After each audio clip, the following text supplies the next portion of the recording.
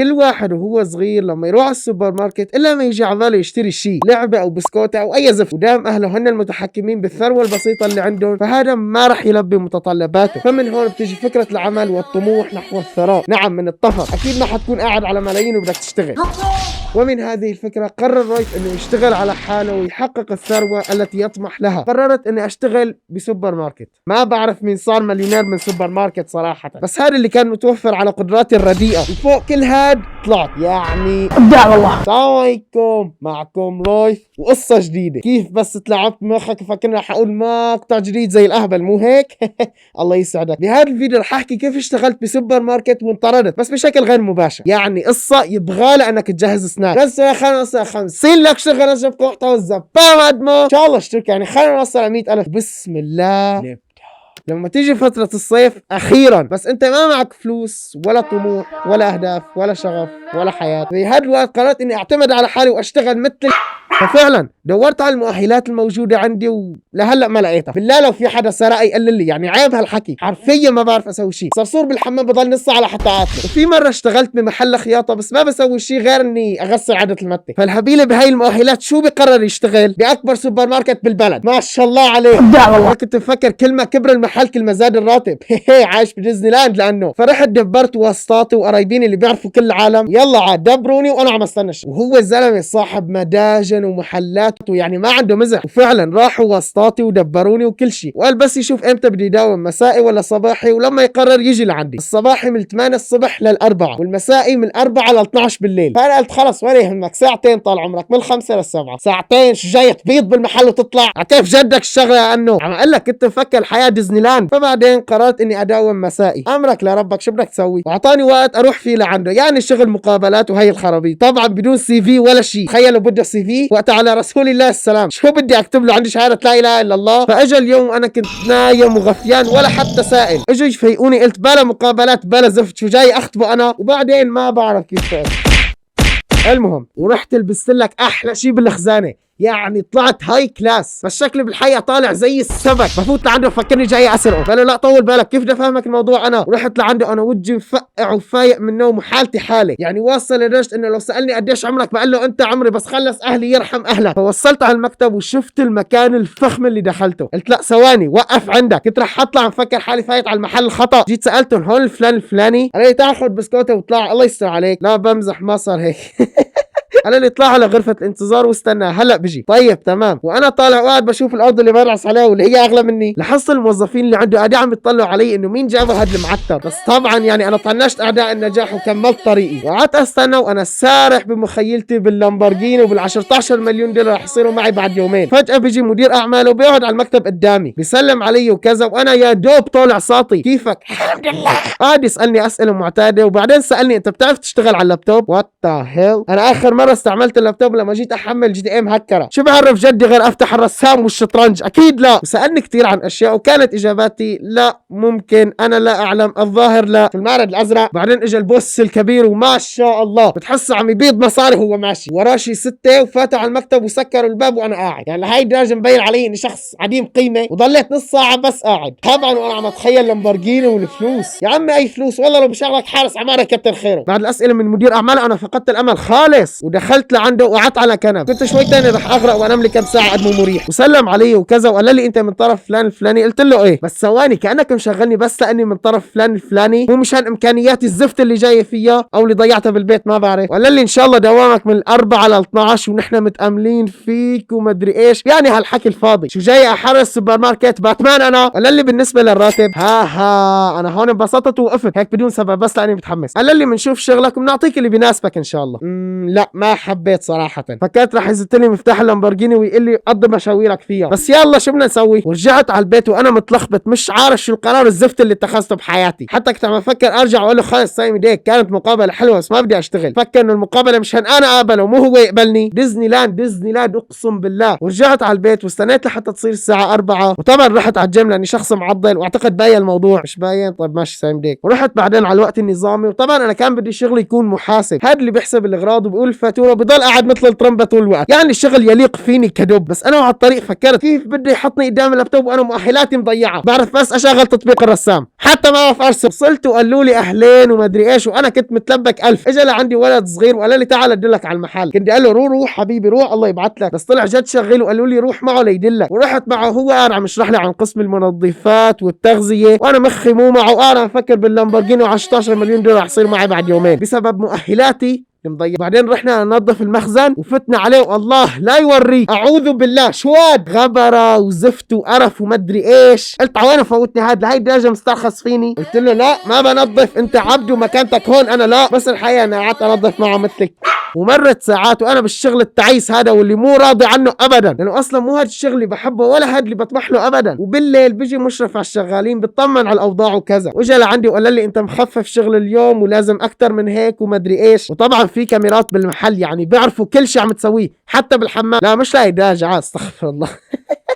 يعني اجى قعد يوبخني وقعد يقول لي انه هذا بدي يقلل من راتبك. ايه حبيب، رغم اني كنت عم اشتغل يعني وكل شيء، بس الوقت اللي ما في حدا وما في شغل شو بدي اقعد اسوي فيه يعني مثلا؟ مش فاهم صراحه شو بده. فقلت سلك له هلا. وصارت الساعه 12 بالليل ورجعت على البيت، وما بتتخيلوا كميه الفرحه اللي صارت معي انك تقعد بالبيت وتشوف ممتلكاتك وتشوف حياتك الحلوه اللي انت كنت مفكرها تعيسه. حرفيا وقتها بتحس بطعم المراره اللي بيعيشها ابوك وعيلتك مشان يامنوا مصروف البيت، وتنسدح على السرير وتقعد تفكر بهذا اليوم المرهق والمتعب. اخت الدراما حسني انك فلحت الارض ولا عملت شيء غير مسكت كم غلط ونقلتهم ونظفت المخزن. بس انا جوي درامي عرفت، يعني بحب اعيش حالي بهي القوقعه. لاني ما اخذت سياره اللامبورجيني و 16 مليون دولار بس لان الله مامين. وبرضه كان بدي اغير طريقه شغلي من شخص بنتع اغراض على المحاسب، لانه شغله حلو واسهل وبياخذ راتب اعلى. فقت اليوم الثاني وعلى نفس الروتين، تاكل بتصلي بتروح على النادي وعلى الشغل. حياه الفشل باختصار. مش لانه وظيفه لا تفهمني غلط، بس هلا بعد شوي بقلك ليش. وهي المره تاخرت شوي، يعني وصلت بعد ربع ساعه، ولكن مرت على خير اول شيء. وبلشنا الشغل والامور كلها بالسليم. نفس الشيء تنظيف اماكن ونقل اغراض وتنظيف المخزن وشغل كتير مش حلو. وهيك بتحس حالك عم تضيع ساعات حياتك على الفاضي. اغلب الوقت بتكون قاعد عم تطلع على حيطان المحل عم تفكر ب 16 مليون دولار. ورحت حكيتهم مشان تغيير مكاني، وقالوا لي بدك تستنى هذا المشرف اللي بيجي بالليل. قلت يلا تمام. بعدين وصلنا على ترتيب المخزن، وانا كان معي اثنين بيشتغلوا معي. قررت اني اسالهم عن الراتب اللي بياخذوه واشوف يعني هل هذا الشيء مستاهل يعني، وبقدر اشتري بعد يومين سياره لامبورجيني ولا مشروع فاشل. قالوا لي لما تاخذ راتبك هون ممنوع تقول لحدا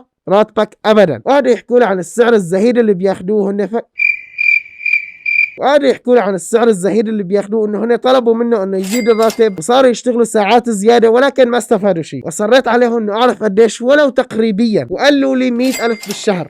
100,000 يعني هدول فراطه بشتري فيهم 3 كيليات لحم، شو بدي اسوي فيهم هدول؟ بما انه عنده مجنه بيعطيك قفص بيض كل 15 يوم. هي قفص بيض وانا فكر سياره لامبورجيني. طيب يا حبيبي شو هذا قفص بيض؟ خلي يحطه جيبته. وقت عرفت انه انا مش شغال الشغل اللي بدي اياه ولا الراتب اللي بدي اياه اصلا، فقررت انه بدي انقل على المحاسبه اجباري. كان هيك حلم من احلام حياتي وانا قاعد عم اشوف هذا المقعد المرصع بالكرامه على عكس شغلي. واجا الليل واجا المسؤول ورحت لاحكيه، قال لي انت اليوم تاخرت ربع ساعه وما اشتغلت مليح وهذا رح يخصم من راتبك. ومن الحكي الفاضي يعني. فقلت له بدي انقل على المحاسبه لان انا كنت جاي اشتغل هذا الشغل اساسا، مش جاي انبتع اغراض. قال لي والله شوفت عينك، يعني المحاسبه فيها اثنين ومعبى المحل. واجوا كثير ناس لعنهم مشان يشتغلوا بالمحاسبه وما لقوا محل. ولا تتاخر ثاني مره وبالتوفيق. وات هيل شو جاي عبد انا لهون؟ يعني على الاقل احترمني واعتبرني بني ادم قدامك مش عبد. وقتها فقدت الامل بالسوبر ماركت الزباله هاد. لا بيشغلوك مثل ما بدك وانت ما عندك مؤهلات، ولا بيعطوك سيارات، وفوق كل هذا بيعاتبوك. لا عاد ما بزبط معي هيك. انا رجعت على البيت وانا مشحون طاقه سلبيه. اذا بدق فيني جوال بشحن 100. شو هالنكته البيض. وباليوم الثالث قررت اني اعطي فرصه اخيره للشغل، يعني بتعرفوا الثالثه نابته. وفعلا هالمره رحت على الوقت وكل شيء نظامي، ولكن شفت شاب جديد جاي على الساحه. هي يلا مين جانا. وكان قاعد عم يحكي المسؤول وانا قاعد عم اتنصت من تحت لتحت، وسمعت عم يقول له محاسبه وما ادري ايش. انا قلت لا هيك كثير، اذا بشغله بالمحاسبه رح افور انا، يعني على الاقل استنى لك يومين بعدين تجيبه، مو تضحك علي بعد يوم. فقلت هذا اكيد عم يجاكرني. خلص انا بوريك الشغل كيف بصير. اذا حاولت تقلب الطاوله علينا